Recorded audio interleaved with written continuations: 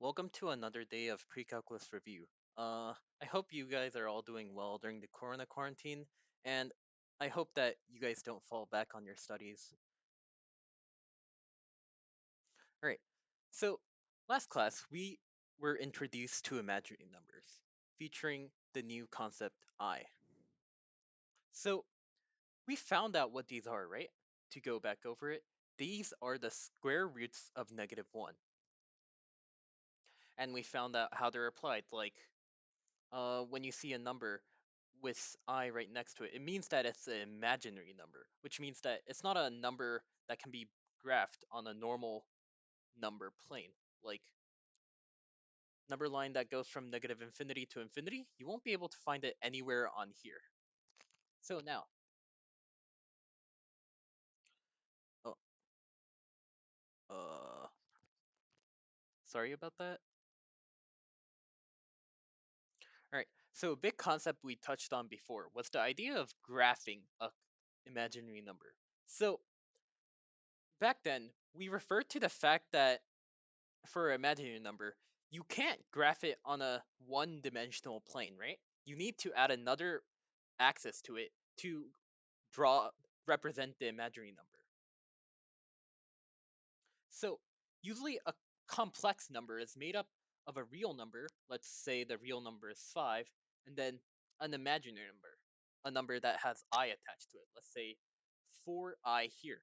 So in this case, when we would graph it, we label the what we normally call the x-axis as the real axis, and what we call the y-axis as the imaginary axis.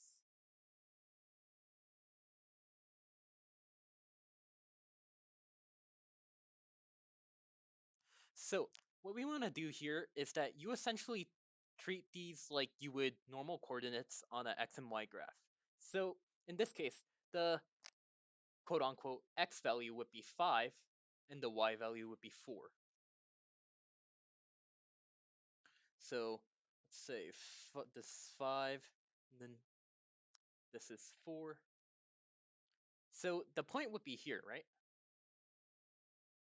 We were able to understand how to properly graph this on the imaginary axis. However, why would we need to know how to graph this? Why can't we just write it out as just 5 plus 4i?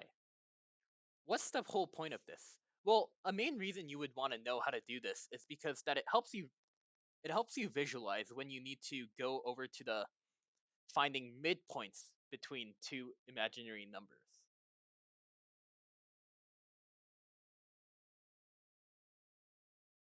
So let's say we had just 0 plus 2i. The 0 is there just to show off for the real number. In most cases, you wouldn't actually just write it. You could just keep it as 2i, but in this case, to make it easier, so that we could essentially show it as a coordinate of 0, comma 2, we're going to write it in here. And on the, let's say the other complex number we're referring to is 3 plus 5i. The effective coordinate value of this is 3, comma 5.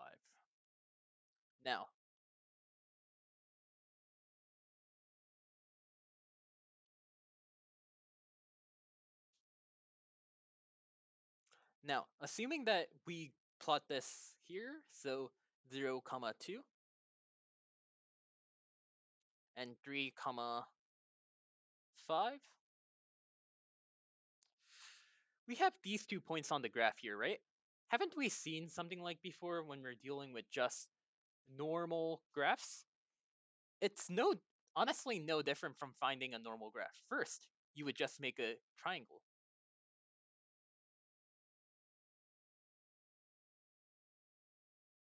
Right. And here, the distance between the two is, well, this goes, the y value of this is 5 and this is 2, so the difference between the two is 3. And this starts at 0 and this goes to 3, so this is 3 as well.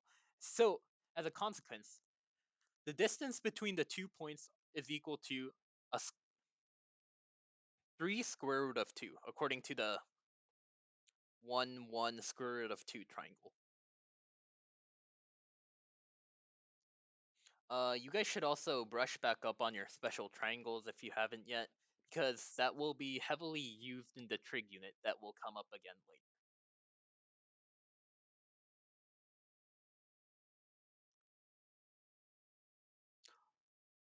Alright.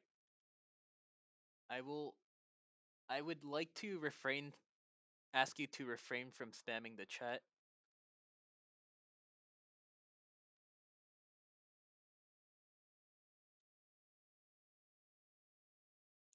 Alright. Back to the main point. So, effectively, the distance between 2i and 3 plus 5i is 3 square root of 2. Now, what does this mean? The important point is that this makes it so that we are able to distinguish the proper differences between imaginary numbers and real numbers. In most cases, we weren't able to tell what the difference between the two was. If we were to subtract the two, I mean, sure, we could write it as 3 plus 3i, but we weren't exactly sure what the relationship was. But now we can visualize on a 2D plane what exactly is happening when we do this kind of equation.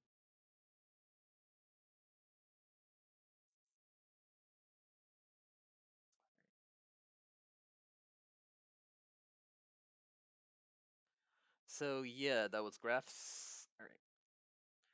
Now we touched over. It's just a. Right. Yesterday we touched over uh using these when doing addition plus multiplication, division, and powers, right?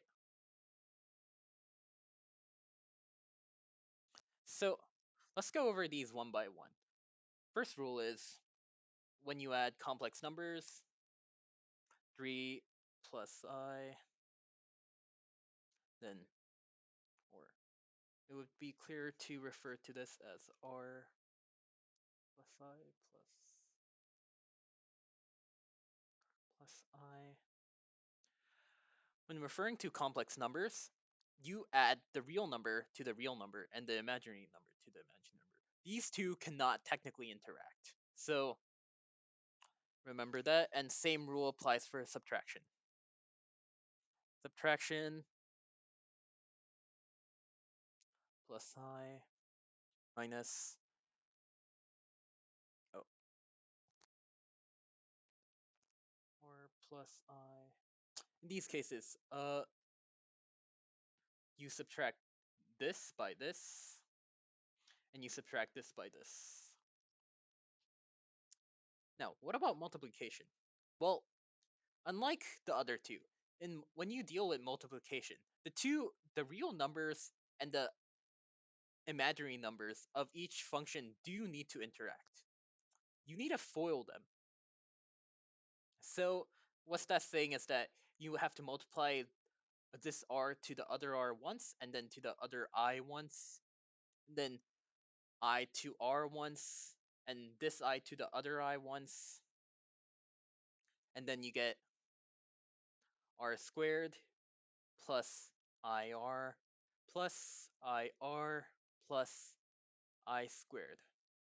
Now this ends up being r squared plus 2ir plus I squared.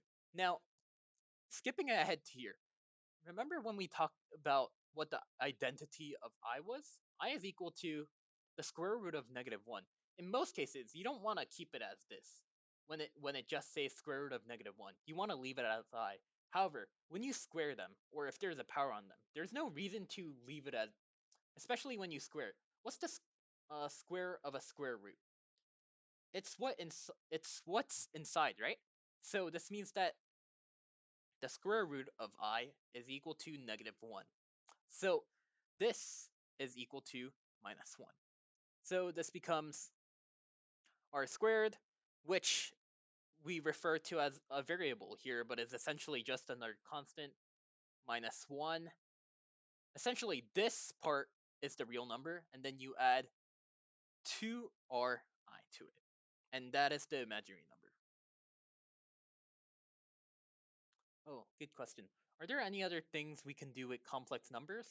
Well, so essentially, there's nothing that you specifically do or don't with complex numbers. Complex numbers are essentially just another way to show numbers that you wouldn't be able to show. So, by definition, a complex number is a combination of a real number and an imaginary number. And real number is what any typical number would be, like anything from negative infinity to infinity. And imaginary numbers are numbers that can't exist on the one dimensional plane between negative infinity and infinity. So,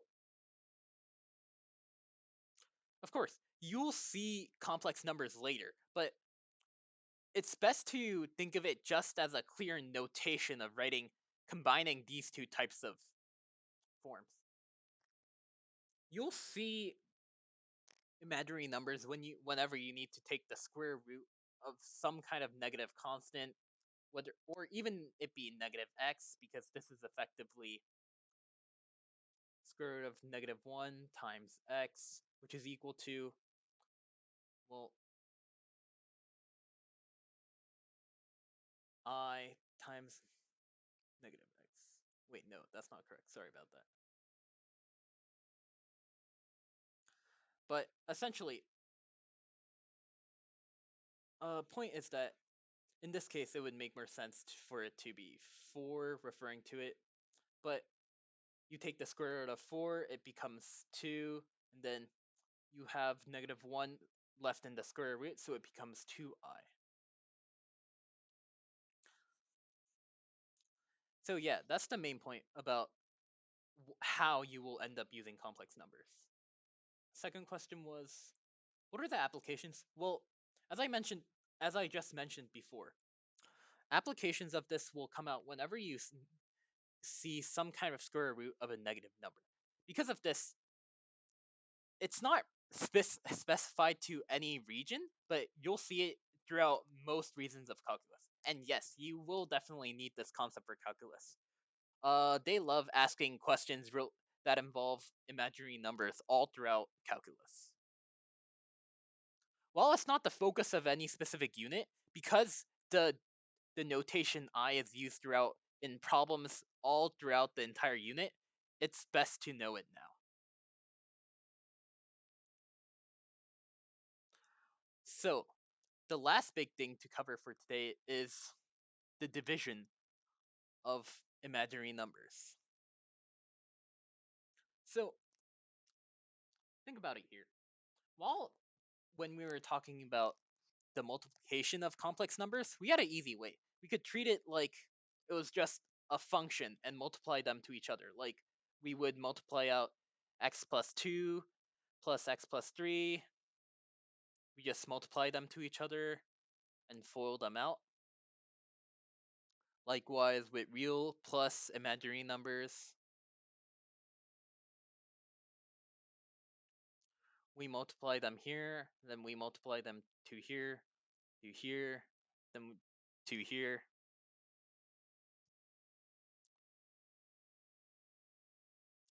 But no, we don't really have a specific rule for that for division, do we? That applies to normal functions as well. So in this case, let's start with the example 2 minus 3i over 5 plus 2i. How would you go about solving this problem? If a problem were on a test were to ask you how to do this? Well, one big point is that generally you want to approach this problem with the mindset that you want to remove the I on the bottom of the function.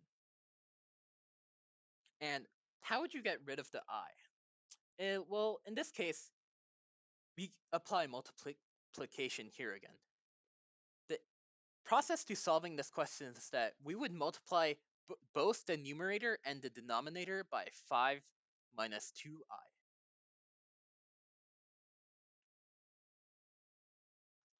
Now, what happens here?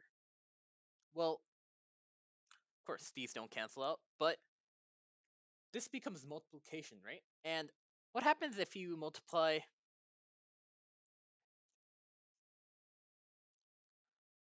x plus a constant and times x minus a constant?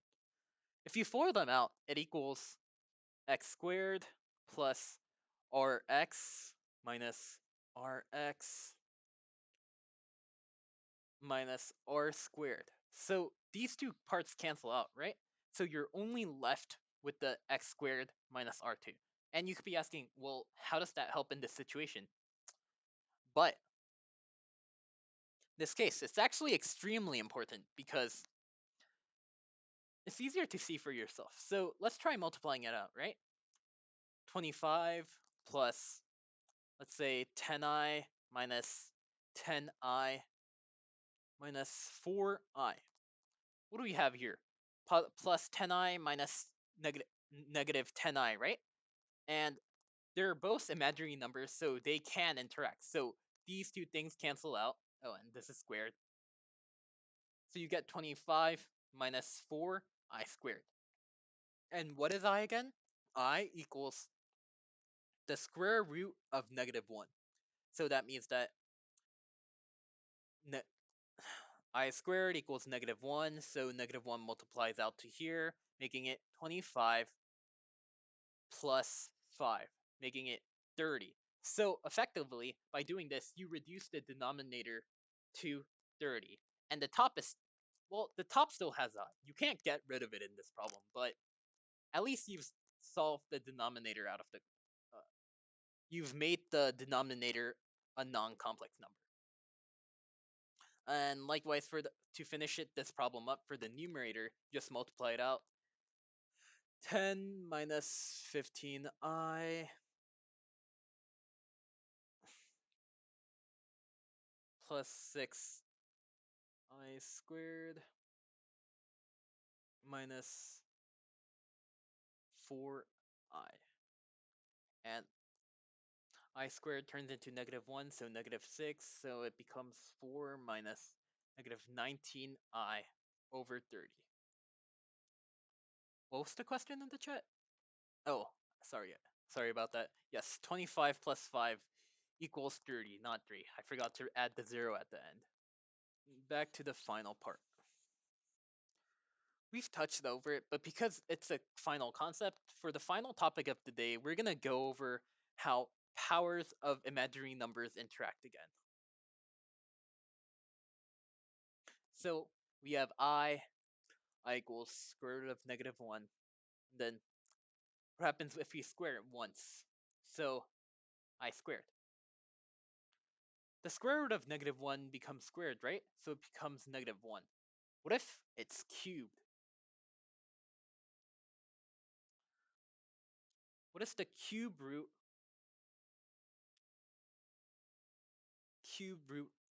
of square root of negative 2? This is equal to negative 1 times 3 over 2, right? This leaves minus 1 times negative 1, making it equal to negative I. Now here, I to the fourth, square root of 2 to the fourth power is equal to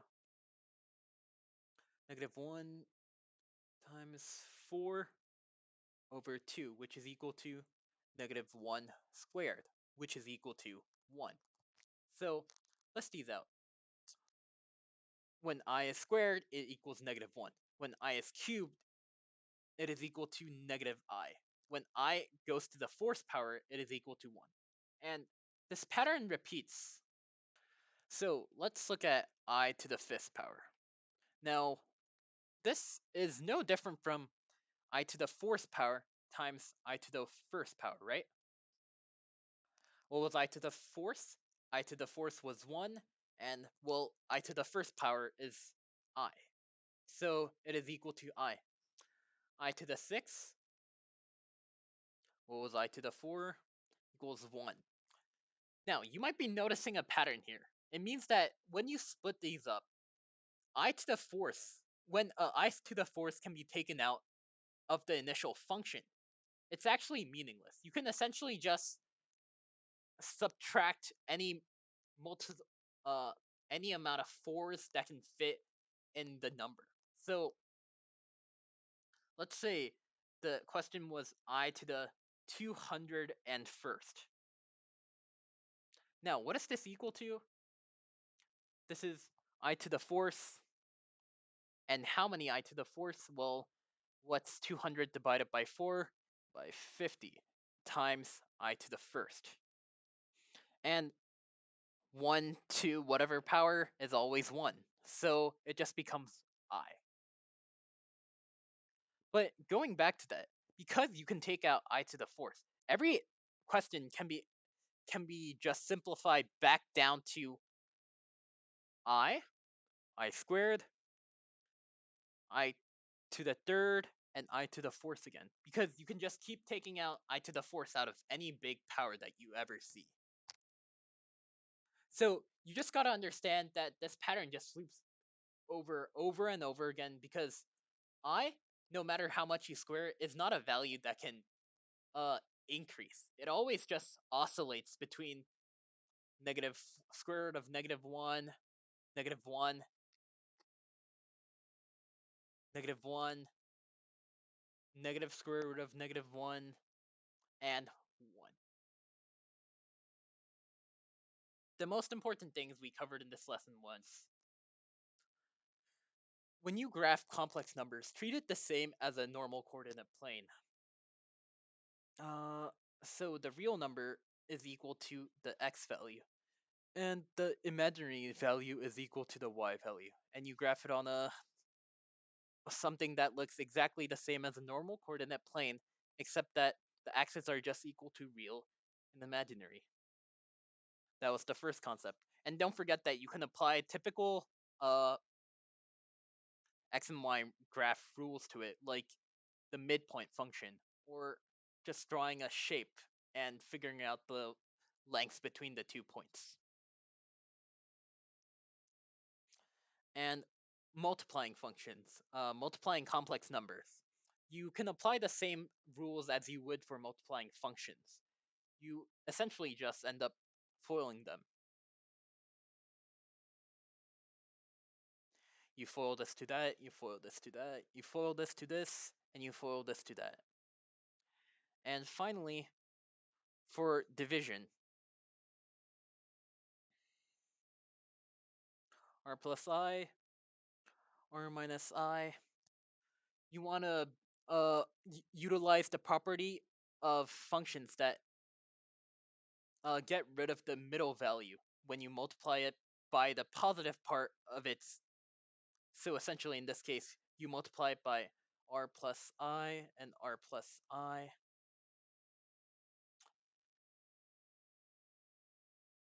So this cancels out to r squared plus 1 because negative I squared cancels out to 1, and r plus 1 squared.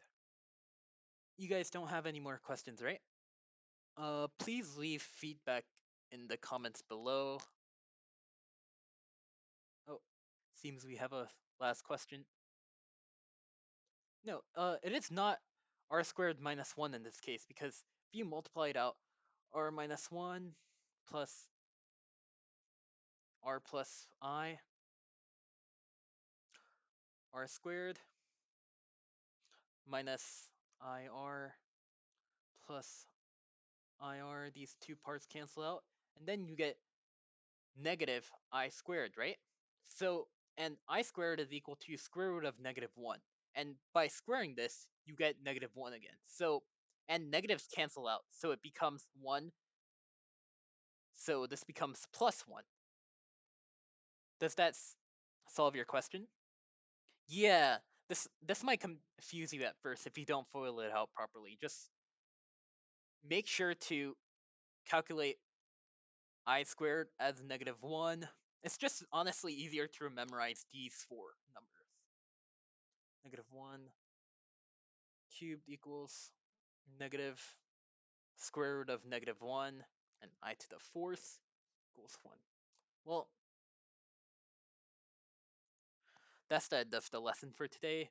We're essentially done with complex numbers. The entire concept is surprisingly simple. A big point about them would be the fact that you can apply a lot of rules that for other subjects into the area, and that's probably because these types of numbers are so often used in other areas as well. You'll see them all the time in future problems to come. But for now, that will be the end of the stream. Have a good night, and thank you for watching.